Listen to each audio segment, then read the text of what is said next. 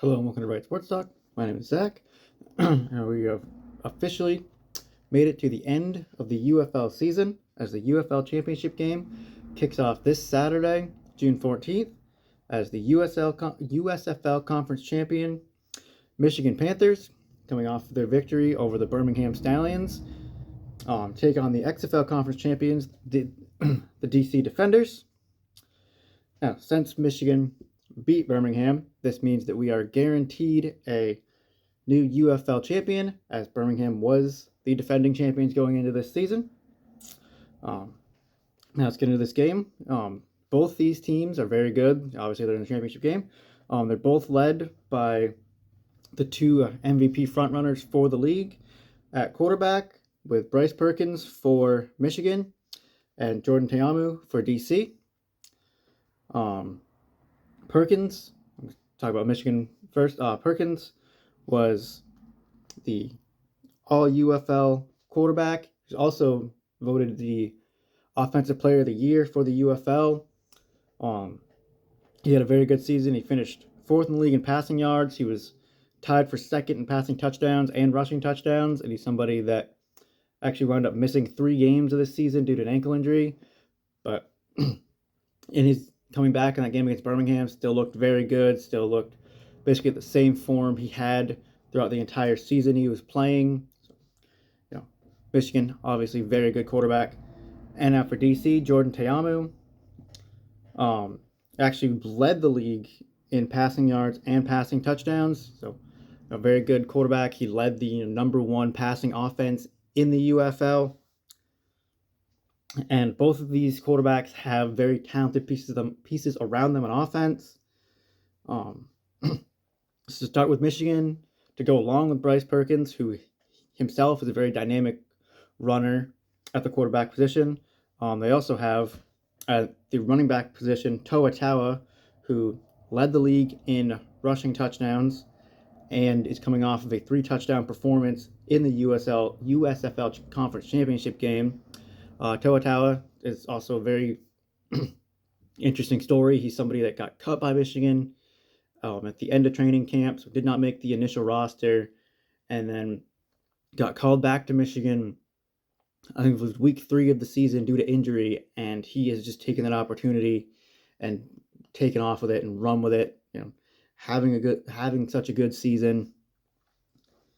In addition to Toa Taua, they also have a very dynamic receiver in Sayosi Mariner, who actually led the league in receiving yards. To pair with him, they have wide receiver Malik Turner, who was tied for third in receiving touchdowns. So 2 very good wide receivers to go with this dynamic offense. I just also want to mention tight end Gunnar Oaks real quick, who was all UFL tight end, who had a very good season. He's very good in the short yardage passing game, kind of a safety valve, safety blanket for Bryce Perkins. Now for the offensive weapons for DC, you have a very talented very talented running back duo in Deion Jackson and Abram Smith. Jackson was actually 3rd in the league in rushing yards, and in the USFL Conference Championship the XFL Conference Championship game, he had a 110-yard rush performance with 2 touchdowns. Now Abram Smith also had a pretty decent game in the conference championship. He had 64 yards and a touchdown.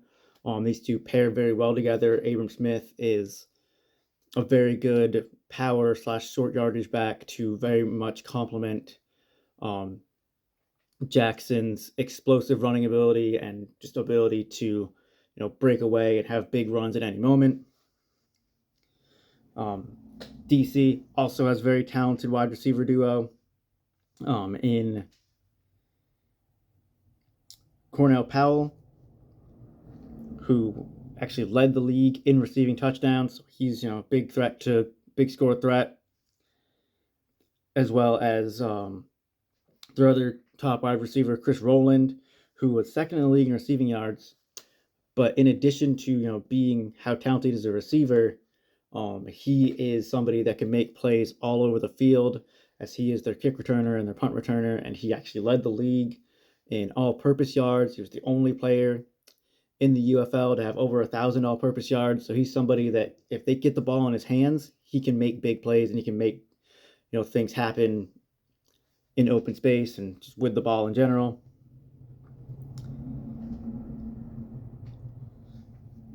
And in addition to these teams having good offensive pieces, defensively, both these teams have a lot of have some talented players on all three levels: defensive line, linebacker, and in the secondary. For Michigan at defensive line, they've got Braylon Speaks, who unfortunately was injured for a bulk of this season. He got injured week 2 and missed most of the season.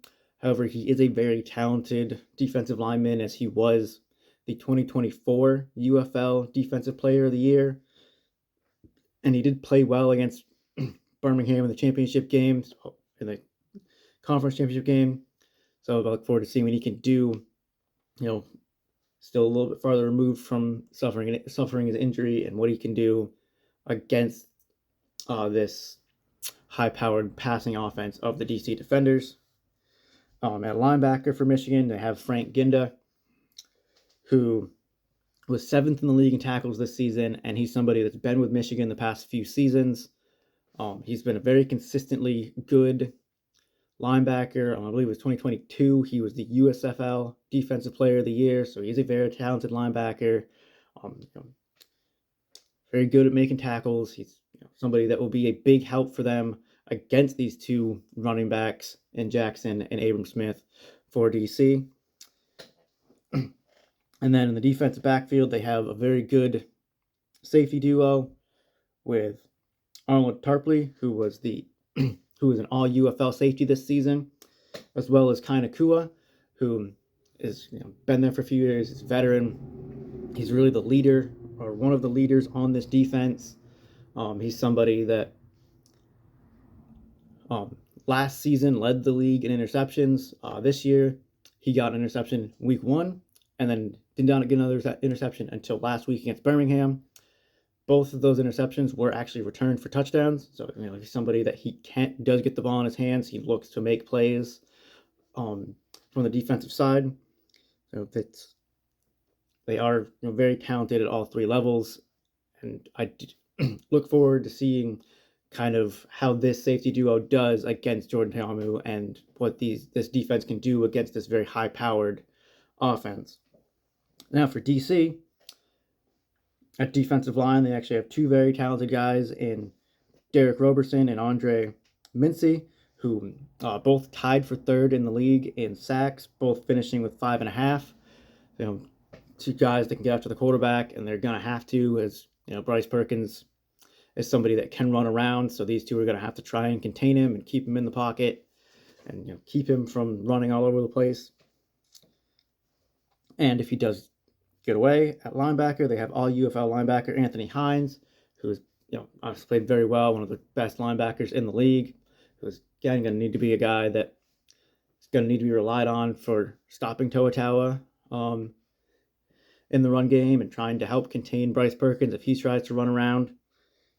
And then in the secondary, to really match up against CLC Mariner, DC has cornerback DeAndre Baker, who was an all UFL corner this past season. They're actually back-to-back seasons of being an all UFL corner. He's a very talented corner. He's somebody that has NFL experience, as he was a former first-round pick of the Giants back in 2019. He's been a very good shutdown corner in this league, and I look forward to watching the matchup between him and Mariner and see how that goes. Now, to get to my pick for this game, I am going to go with the Michigan Panthers to get the victory here. I think this will be a very high-scoring game, a very close game. These are two teams that have played each other before. They played each other, earlier in the season, and I know that doesn't necessarily mean a whole lot. But when they played earlier, it wasn't even close. Michigan dominated. I don't think it's going to be quite like that. I think it will be much closer. But I don't know if the defense of DC can consistently slow down and contain Bryce Perkins. I think he is going to be the big difference maker in this game. So I do think that the Michigan Panthers will be your 2025 UFL champions. Let me know what you guys think in the comments down below for who you think is going to win. Don't forget to like, subscribe. Until next time, see ya.